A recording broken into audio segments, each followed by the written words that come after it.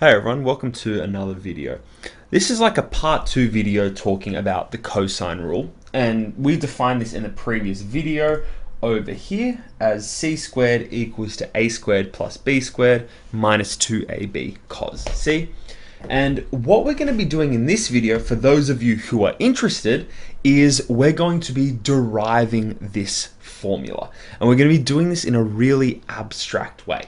Now, if you don't care, you just want to know how to use it, you can watch the previous video. All of the practical applications are there.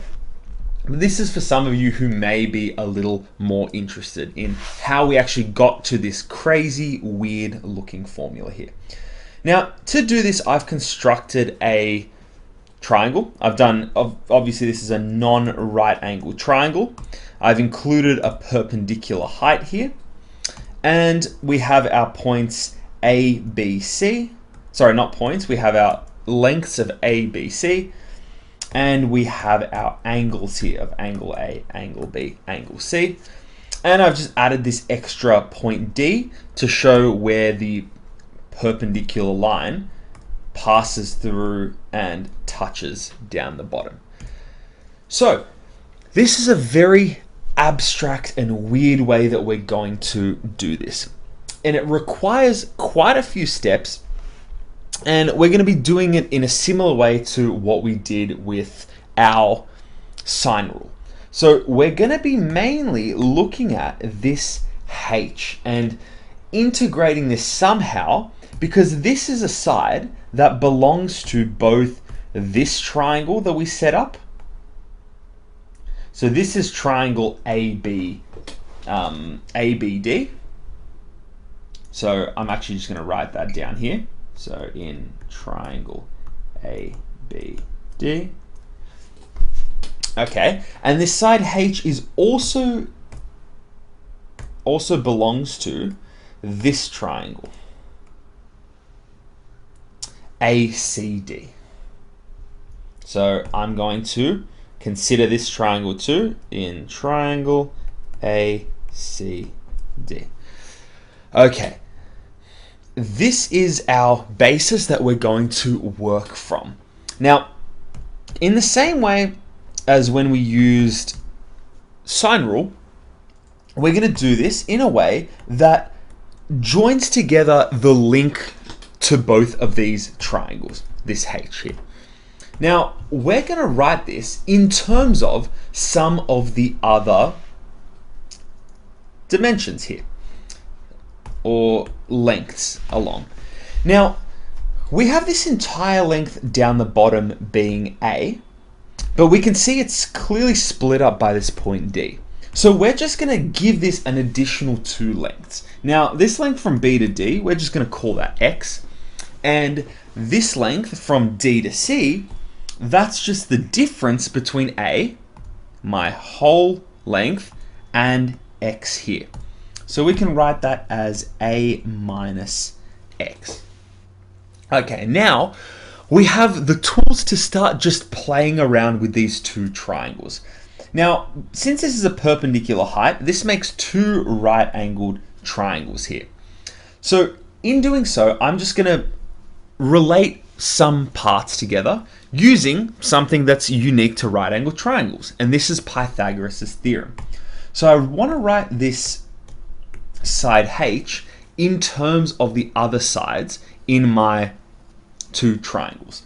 So in triangle ABD, I'm going to say that H squared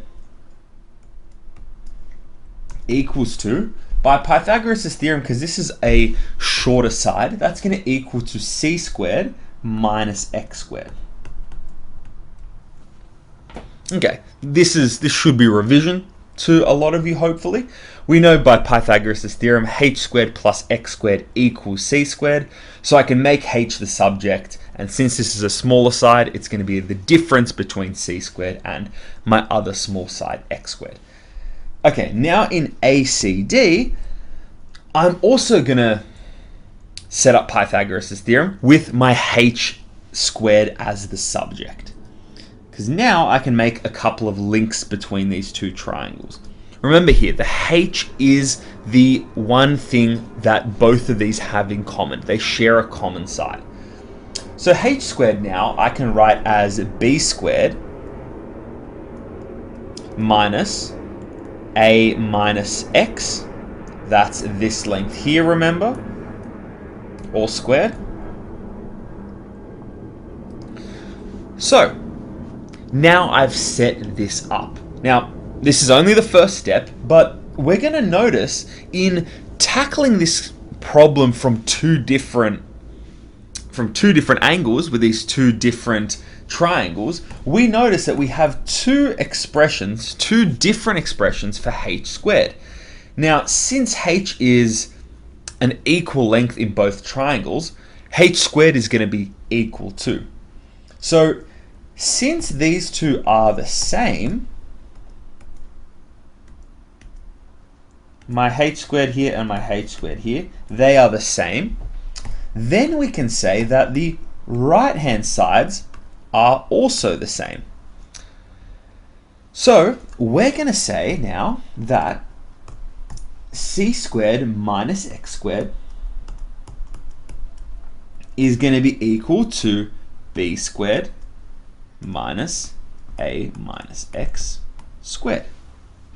Since the left-hand sides are the same, both of these h squareds are the same, the right-hand side will be the same as well. So now this looks a little bit messy, so let's try to clean this up a little bit. We're going to leave this left side the same because we can't really simplify it, but this right-hand side, we can expand these brackets here. So I'm going to have this b squared, that doesn't change. And when I expand out my a minus x all squared, now this is like saying, remember a minus x, a minus x. I'm just doing this the long way, but if you remember the perfect square factorization rules, you can use these here as well. So if I expand this out, then we know from what we've done before countless times, we can get all these terms to interact with each other. They're all going to multiply by one another to simplify out. So that's going to give me here a squared, a times a gives me a squared, minus ax, and the negative x by negative x gives me a positive x squared. Now we can simplify this a little more. This gives me a squared minus 2ax plus x squared. Okay, and now I just want to expand this bracket here just to fix up my sign. So this is like saying a -1 multiplying by everything inside. So I get c squared minus x squared equals to b squared, and I have minus a squared here. Now for my other one, I have two negatives here, so that's going to give me a positive 2ax, and I get negative x squared here.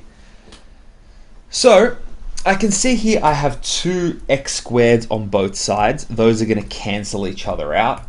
Let's actually just show this here. So plus x squared here. Adding x squared to both sides just cancels these out completely.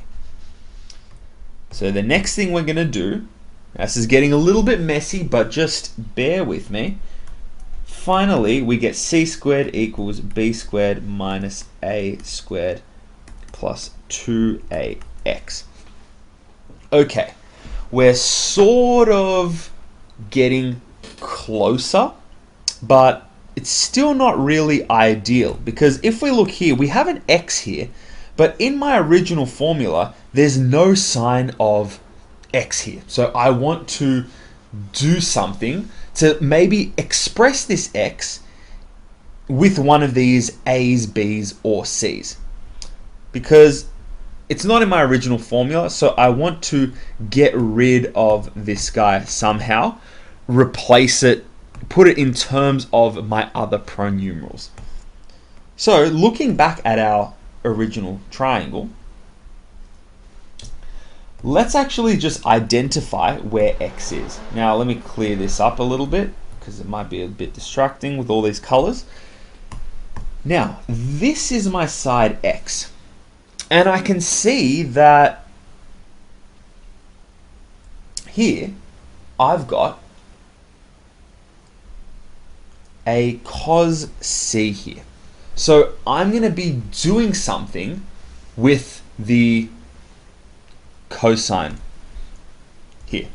Now, looking at this x, this belongs to this triangle on the left-hand side.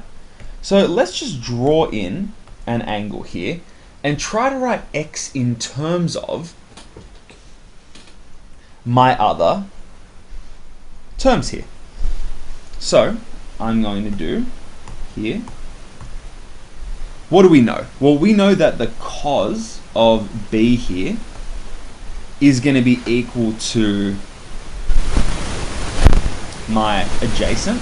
So x here is adjacent to my angle b over my hypotenuse, which is c here.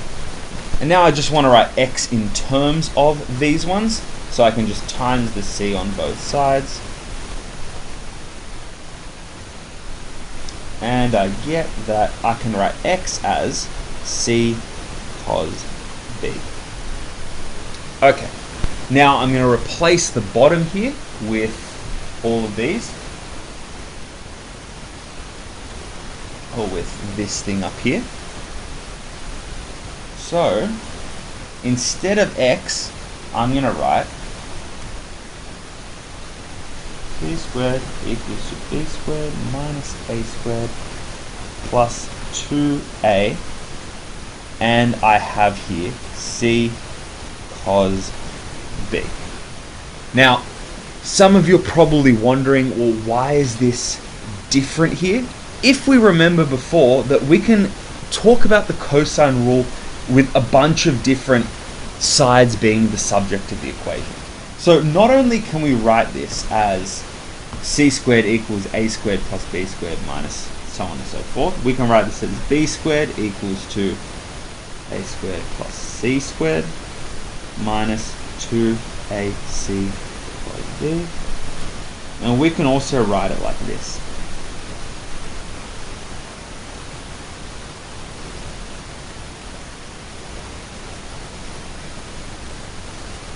So, remembering, cosine rule can take on a bunch of different forms depending on what side is the subject of the equation. Each of these three are valid. I just thought I'd preface this before we finish off our derivation. And now that we get this, we can just move some stuff around here. Now I'm looking at cos b in this case, so I'm going to be working with when b squared is the subject of my equation. So what I'm going to do here is I'm going to add a squared to both sides, and I'm going to subtract 2ac cos b from both sides. Okay, and then finally, that's going to give me a squared plus c squared minus 2ac cos b equals to b squared. And remembering here, the thing that's the subject, that's the one that's going to be opposite the angle that we're given when we do our cosine rule. So here I get a formula for cosine rule, which is one of the three possible iterations we can get, which is this one over here. And it's going to work for all the other ones, like sine rule did, if we draw the perpendicular height somewhere else. So this could also work if we did it like this, or if we did it like this. Cosine rule will work in all three ways, hence why we can have three different iterations of this formula, and the middle one here is the one I proved. Now if you'd like, you can have a play around doing this for one of the other sides, make one of the other ones the subject, but we always are going to get to something of this kind, where we have one of the sides on its own squared equaling to everything else on the other side, where the angle that's opposite, where this cos is going to be the particular angle B opposite side B here. But if you made it to the end of the video, thank you so much for watching, and I'll see you in the next one.